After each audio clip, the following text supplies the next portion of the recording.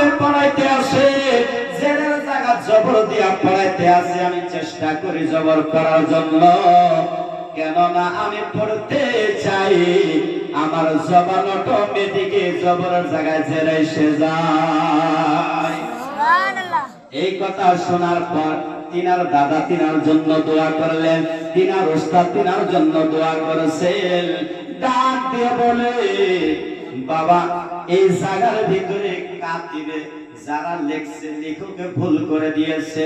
এমন ভাবে আরেকটা দিন তিনার উস্তাদ বলছেন, আমার আলা হযরত ইমাম আহমদ রাজা বলে, তিনার উস্তাদ বলছে, বাবা আমি তোমারে যদি পড়াইতে, একটা কিতাব পড়াইতে যদি 3-4-10 মিনিট সময় লাগে, ও বাবা সেই সবকটা তোমার মুখস্থ করতে 2-3 মিনিটও লাগে না।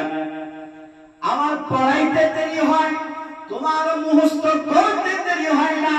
যেমন ভাবে তোমারে পড়াই, তেমন ভাবে তুমি তার চাইতেও বেশি ভালো সুন্দর ভাবে জবানে তুমি সবক শোনাও।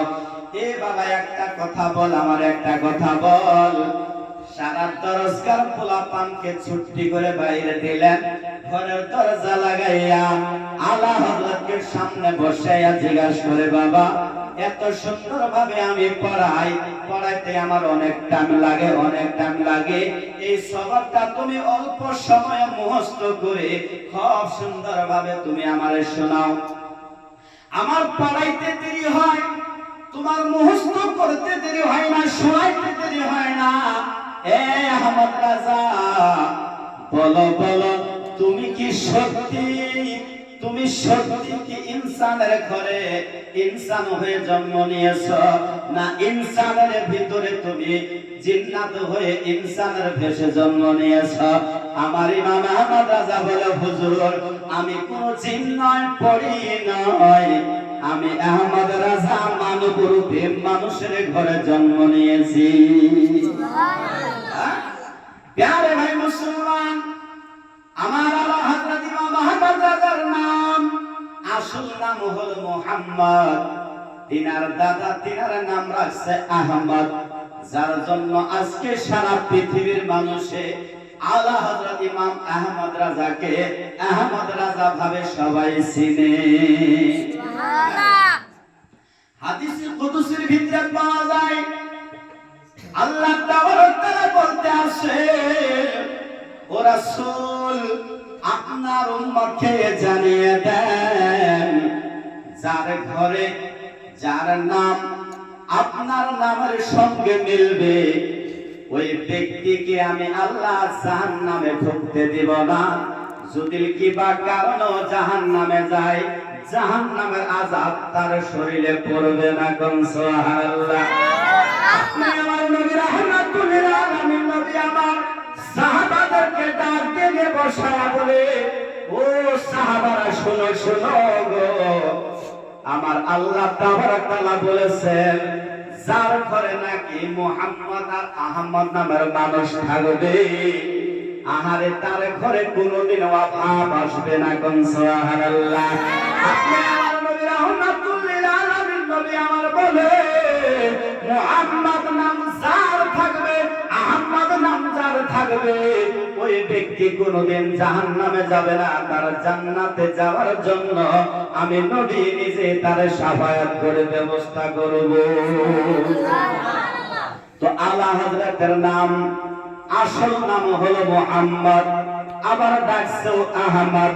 মুহাম্মদ আহমদ মানুষ একজন, যার সেখানে উস্তাদ আমার নবী, যাকে কাম কাজ করার নামাজ বন্দেগী সবকিছু তরিকা শেখানেওয়ালা আমার নবী। আর সেই আলা হযরতের মতো 200 বছর তো পরের কথা, কিয়ামত পর্যন্ত কি জানি এমন আলা হযরত আর দুনিয়ায় আসবে না। সুবহানাল্লাহ। আসনা হ্যাঁ, যেমন ভাবে শায়রে বলতে আছে, एक का जिस्म नहीं एक का साया ही नहीं, बुझो ना भाई, कोई सानी ना है रब का ना मेरे आका का,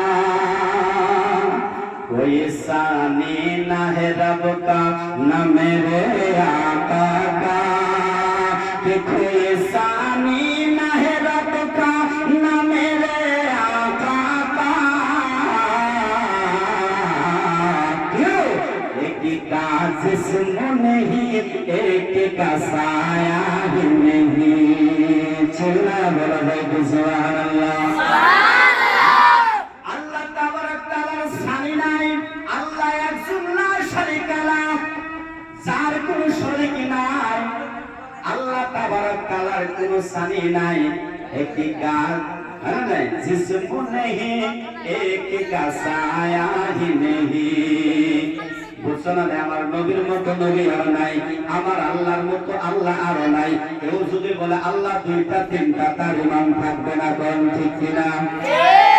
एक का साया नहीं, एक का जिस्म नहीं। আল্লাহ তাবারক তাআলা মানুষের মতো নাই।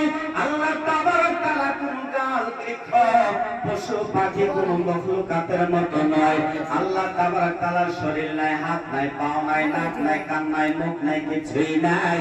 তেমন ভাবে মদিনাওয়ালা নবীজির হাত, পা, নাক, কান সব কিছু থাকার পর মায়ের নবীজির ছায়া কোথায়ও তালাশ করে পাওয়া যাবে না। নবীর ছায়া তো দূরের কথা, যেই নবী আমার যেই জায়গায় মদিনাতুল মুনাওয়ারা নূরের খাজানাতে ঘুমিয়ে আরাম করতে আছেন, ওই হারা গুম্বাদের ছায়া তালাশ করে পাইবেন না। যেই নবীর ছায়া পাওয়া যাবে না, যেই নবীর মতো নবী কোনো হবে না। ওই নবী যদি কাউকে শেখায়, কাউকে পড়ায়, কারো জিন্দেগি যদি ভালো করে দেয়, কাউকে যদি উঁচু করে দেয়, তুলো করে দেয়, ওই ব্যক্তির মতো ব্যক্তি পৃথিবীতে তালাশ করে পাওয়া যাবে না। তো যাই হোক, বলতে গেলে বহুত কিছু বলা যায়, ওটা বলা হয় না। আমি এইখানে বলে শেষ করলাম। আলা হযরতের প্রশংসা, আলা হযরতের জিন্দেগি শুধু আমি নয়, আমাকে যে উস্তাদরা পড়াইছে না, তারাও শেষ করতে পারবো না।